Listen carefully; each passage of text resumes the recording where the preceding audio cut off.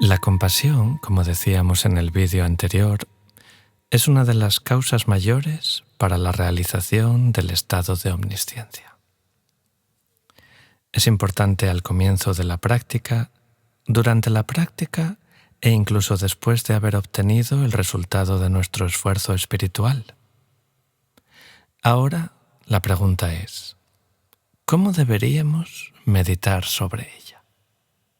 Bien, pues en el texto de las etapas de la meditación de Kamalashila nos dice: la manera de meditar sobre la compasión será enseñada desde el principio. Comenzad la práctica meditando sobre la ecuanimidad. Intentad actualizar la imparcialidad al respecto de todos los seres, eliminando el apego y el odio. Bien. Entonces la compasión es un estado de la mente mediante el cual se atiende a los seres sufrientes y se anhela liberarlos del sufrimiento. Puede ser de tres tipos, según el aspecto de la sabiduría que la acompaña. Estos son la compasión centrada en los seres, la compasión centrada en los fenómenos y la compasión centrada en lo inconcebible. Las tres son idénticas en el sentido en que son disposiciones de la mente en las que se desea ardientemente liberar a los seres de su aflicción.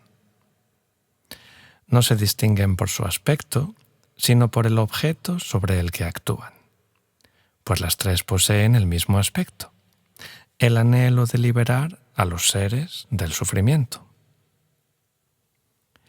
La compasión que se centra en los seres se llama así porque se concentra en los seres simplemente, sin ocuparse de características como su no permanencia o el vacío inherente a su existencia. La compasión centrada en los fenómenos es una compasión que no se fija solamente en los seres, sino también en los seres en tanto que caracterizados por la no permanencia. De manera semejante, la concepción centrada en lo inaprensible remite a la compasión que se dirige a los seres caracterizados por lo inaprensible, es decir, por su ausencia de existencia inherente. Cuando lo consideramos desde otro ángulo, existe un mérito evidente en el hecho de engendrar un pensamiento benévolo. Esto es válido tanto si se es como si no se es creyente de una religión en particular. La bondad general de una persona está en relación directa con la fuerza y la calidad del pensamiento benévolo que ésta cultiva. Entonces, una persona amable encontrará muchos admiradores y éstos se sentirán próximos a ella. Podemos observar el mismo fenómeno en el caso de los animales que manifiestan placer y una gran alegría cuando ven a una persona que es buena con ellos y adoran encontrarse en el entorno de esa persona. Por el contrario, las personas agresivas que fomentan la animosidad son tratadas con recelo, incluso por los animales, que huyen cuando oyen su voz o el ruido de sus pasos. Por lo tanto, una buena motivación o un corazón repleto de bondad constituyen una cualidad extremadamente preciosa. La gente que tiene compasión es amable con los demás, y su naturaleza agradable atrae todo tipo de amigos. Es fácil observar la atracción que emana de su motivación compasiva, advirtiendo que hasta a los extraños les gusta codearse con ellos. Tomemos algunos ejemplos sencillos para ilustrar lo que es la bondad. Solo basta con que uno sonría para que haga brotar la alegría en el corazón de los demás sin que le cueste nada. A menos que seamos apacibles y poseamos un corazón alegre, no tendremos ninguna garantía de hacer amigos, ni siquiera si poseemos una gran fortuna. Cuando somos competitivos y agresivos, nos resulta difícil obtener ventajas sustanciales, incluso si prodigamos nuestras riquezas a los otros. Por el contrario, quienes están sinceramente interesados en ayudar al prójimo, tienen la paz y la alegría en el corazón. Crean una atmósfera de armonía a su alrededor, por así decirlo. Así pues, debería quedar claro que un corazón benévolo y una actitud compasiva constituyen los fundamentos de la felicidad, tanto para los demás como para uno mismo, ahora y siempre. Las cualidades producidas por las intenciones compasivas son ampliamente reconocidas como sanas y deseables. Todas las grandes religiones del mundo enseñan a sus adeptos a llegar a ser buenos seres humanos, a ejercitar la paciencia y a desarrollar una actitud altruista. De eso no cabe ninguna duda. Hay unanimidad en cuanto al valor positivo de estos principios fundamentales, y ello es particularmente cierto en el budismo, cuya doctrina está basada en la compasión y donde se insiste mucho en dicha práctica. Así pues, ¿cuál es la técnica budista para meditar sobre la compasión? Bien, pues por un lado, necesitamos desarrollar el amor benévolo respecto a los seres sufrientes y por otro, debemos identificar la naturaleza del sufrimiento. Manteniendo en la mente estos dos puntos y concentrándola en infinidad de seres, estaremos en condiciones de engendrar un poderoso anhelo. Que todos consigan liberarse del sufrimiento y de sus causas. Deberíamos iniciar el proceso intentando desarrollar el amor benévolo hacia los seres hundidos en la aflicción. Para alcanzar este objetivo, se enseña la meditación sobre la ecuanimidad. Si examinamos nuestro funcionamiento ordinario, podemos constatar que dividimos a los seres en tres grupos. Aquellos a quienes nos sentimos próximos, aquellos por quienes sentimos aversión y aquellos que nos resultan indiferentes.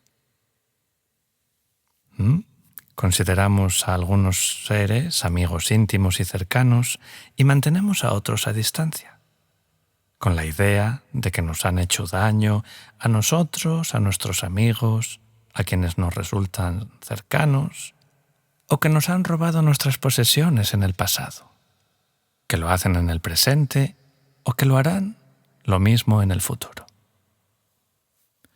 Esa desconfianza, ¿verdad? Entonces, con tales pensamientos engendramos aversión contra estos seres. En tales condiciones, incluso si hablamos de cultivar la compasión para con todos los seres, en realidad, en tanto que pensemos en nuestros propios intereses, nuestra compasión para el prójimo resultará restrictiva y superficial. Porque para engendrar una verdadera compasión hacia todos los seres, primero debemos desarrollar una actitud de ecuanimidad, un pensamiento imparcial que considere a todos los seres con equidad. También es importante reconocer que aunque nos sintamos próximos a nuestros amigos y nuestros parientes y seamos en general buenos con ellos, esta bondad adolece de apego y sentido de la posesión. Detrás de nuestra aparente amabilidad se agazapa un motivo egoísta. Somos parciales al pensar, esta persona me ha hecho bien de tal manera, o esta persona me resulta cercana por tal razón. De esta manera, cuando utilizamos el término amabilidad en la vida cotidiana, designamos algo más que debería llamarse apego.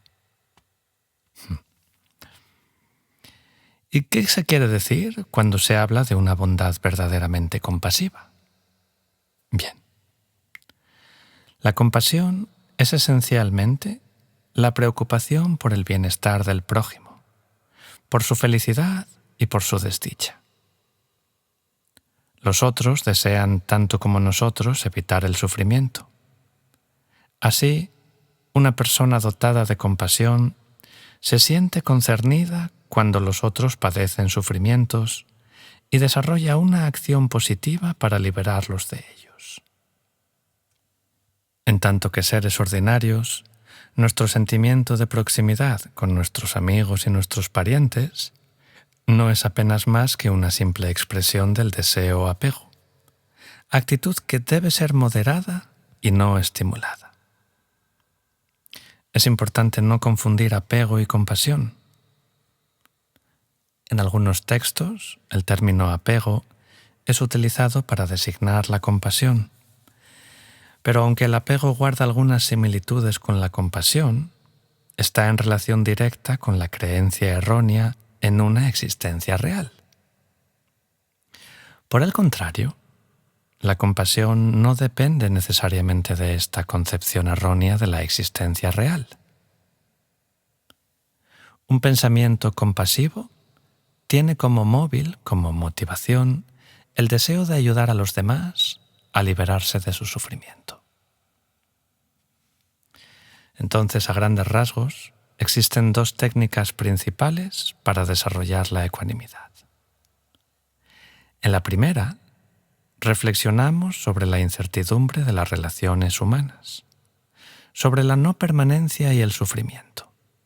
Y consideramos también cuánto de fútil hay en ligarse a algunas personas odiando a las demás. Según la segunda técnica, al ver que todos los seres son idénticos, en el sentido en que todos desean obtener la felicidad y liberarse del sufrimiento, intentamos desarrollar una actitud imparcial respecto a todos los seres. El texto original resume brevemente este segundo método para desarrollar la ecuanimidad y dice: todos los seres desean la felicidad y no ansían el sufrimiento. Reflexionad profundamente de este modo. En este ciclo de existencia sin comienzo, no existe ni un solo ser que no haya sido mi amigo o pariente centenares de veces. Por lo tanto, ya que ligarse a algunos seres odiando a los otros no reposa sobre ningún fundamento, desarrollaré el espíritu de ecuanimidad respecto a todos los seres. Empezad la meditación sobre la ecuanimidad pensando en una persona que os es indiferente. Después reflexionad sobre los que son vuestros amigos y por último sobre los que son vuestros enemigos. Esto dice el texto. Entonces, todos los seres son semejantes en el sentido en que todos desean la felicidad e intentan evitar la desgracia. No somos entidades aisladas, sin ningún lazo con los demás. La felicidad y el sufrimiento de los demás seres nos afectan. La relación mutua entre los seres es evidente. Los seres que sienten han sido buenos con nosotros, dispensándonos sus favores directa e indirectamente desde los tiempos sin principio. Estos seres son intrínsecamente semejantes a nosotros en su búsqueda de la felicidad y en sus esfuerzos por evitar el sufrimiento. Así pues, es muy lógico que nosotros nos adiestremos en cultivar una actitud imparcial al desear la felicidad de todos los seres. Con el fin de adentrarnos realmente en un estado mental que considere a cada uno con equidad, puede ser eficaz en algunos momentos meditar sobre individuos en particular. Primero sobre alguno que os haya causado daño en esta vida, vuestro enemigo. Luego sobre otro que os haya hecho el bien directamente, vuestro amigo. Y después sobre un tercero que no os haya hecho ni bien ni mal, un extraño, digamos. Entonces, cuando examinamos la respuesta usual y automática de la mente, advertimos que a propósito del enemigo, el espíritu piensa, es mi enemigo. Se irrita, se llena de resentimiento u odio. Pensando en el amigo, el espíritu se siente sosegado y a gusto, y respecto al extraño no siente ni irritación ni placer. Las razones son verdaderamente superficiales y no se fundan más que en la mezquindad y el egoísmo. Estamos ligados a los amigos y a las personas próximas a causa de las ventajas temporales que nos aportan en esta vida. Odiamos a nuestros enemigos a causa de algún mal que nos han infligido. Ahora bien, no nacemos teniendo amigos, sino que trabamos amistad con las personas bajo determinadas circunstancias. Nuestros enemigos tampoco han nacido hostiles a nosotros. Ni siquiera nuestra percepción de la amistad o la enemistad es absolutamente fiable. En el curso de nuestra vida, nuestro mejor amigo de hoy puede convertirse mañana en nuestro peor enemigo. Y un enemigo muy odiado puede convertirse en el amigo en el que más confiamos. Dejadme saber esto en la caja de comentarios si os ha pasado. Por otra parte, si evocamos nuestras numerosas vidas pasadas, la inestabilidad de tales relaciones resulta más que evidente. Por estas razones, la animosidad hacia nuestros enemigos y el apego respecto a nuestros amigos no hacen más que revelar la estrechez de miras de nuestra mente, que no puede considerar más que algunas ventajas temporales y fluctuantes. Por el contrario, si se consideran las cosas desde una perspectiva más amplia, con más clarividencia, la ecuanimidad va despuntando en nuestra mente y nos permite ver la futilidad de la hostilidad y del deseo tenaz. Entonces, cuando gracias a una meditación prolongada hayáis conseguido equiparar vuestros sentimientos respecto a los tres individuos, el amigo, el enemigo y el extraño, ampliad gradualmente la perspectiva de vuestra meditación a vuestros vecinos, a vuestros conciudadanos y a vuestros compatriotas. Finalmente, desarrollad vuestra meditación hasta incluir a todos los seres que pueblan el mundo. El hecho de empezar por individuos particulares es un método eficaz para desarrollar una perfecta ecuanimidad. Si empezáis a meditar sobre un gran número de seres, vuestra práctica de la ecuanimidad quizá os parezca justa, pero cuando os enfrentéis a individuos particulares, comprobaréis que habéis ganado muy poco terreno.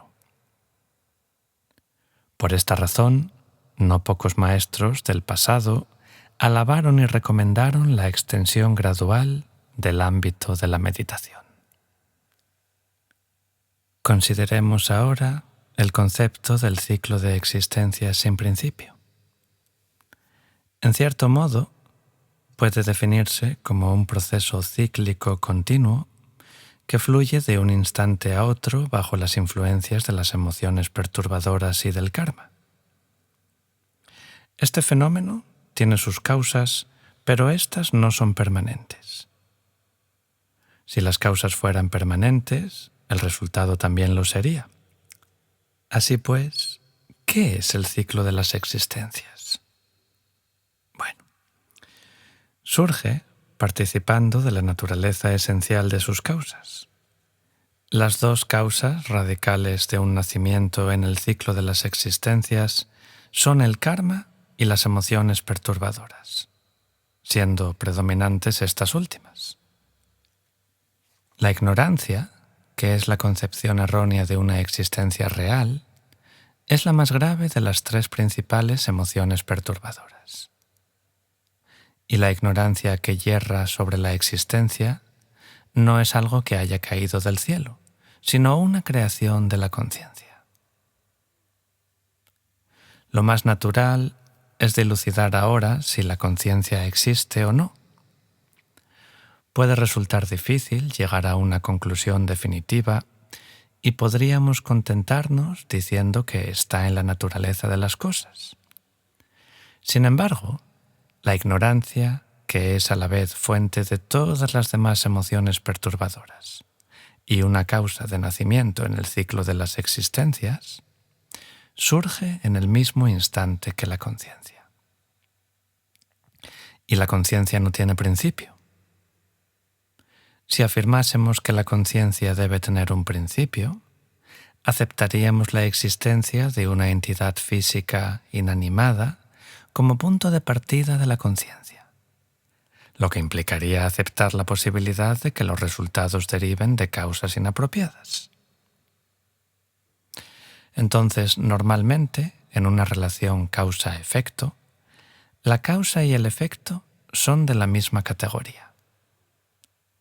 Cuando observamos la relación de causa-efecto de los objetos físicos, el efecto conserva intrínsecamente la misma naturaleza que su causa. La conciencia sigue también un esquema similar. Cada momento de conciencia produce un resultado posterior de la misma categoría, es decir, otro momento de conciencia. Por estas razones, los textos budistas exponen la noción de espíritu sin comienzo y la existencia sin principio de los seres. Así, se dice que el ciclo de las existencias no tiene comienzo. El texto menciona que durante su nacimiento en el ciclo de las existencias, los seres han sido nuestros parientes un número incalculable de veces. Debemos volver aquí a la bondad de los seres y reflexionar sobre ello. Cada uno de ellos nos ha hecho bien directa o indirectamente. La bondad y los favores que nos han prodigado nuestros amigos y parientes en esta vida saltan a la vista. Pero incluso los extraños son de un inmenso valor como base de acumulación de méritos. Así pues, se cultiva el amor benévolo y la compasión en relación con el número infinito de seres, recordando su bondad respecto a nosotros. El resultado de estas prácticas es el desarrollo del espíritu del despertar de la bodhicitta. Así, el adiestramiento en la acumulación de méritos y de sabiduría se desarrolla en relación con los seres, y nosotros somos sus primeros beneficiarios. Por lo tanto, para alcanzar el objetivo final e insuperable, dependemos de la bondad de los seres. Es con este talante con el que Shantideva, en la presentación de la conducta del Bodhisattva, explica que los seres y los Budas son iguales en el sentido en que todos ayudan a los individuos a alcanzar el estado de condición de Buda. Los seres son de un inmenso valor y de una gran ayuda, sean cuales fueren sus intenciones. A un nivel mundano y convencional, los enemigos son los que nos causan perjuicios y por esa razón nos resultan hostiles. Pero si se considera desde otro ángulo, podemos acumular una gran experiencia y proseguir un adiestramiento en nuestras relaciones con nuestros enemigos. En esta relación de enemistad es donde podemos empezar a practicar la paciencia y la tolerancia y así aligerar el fardo de la cólera y el odio.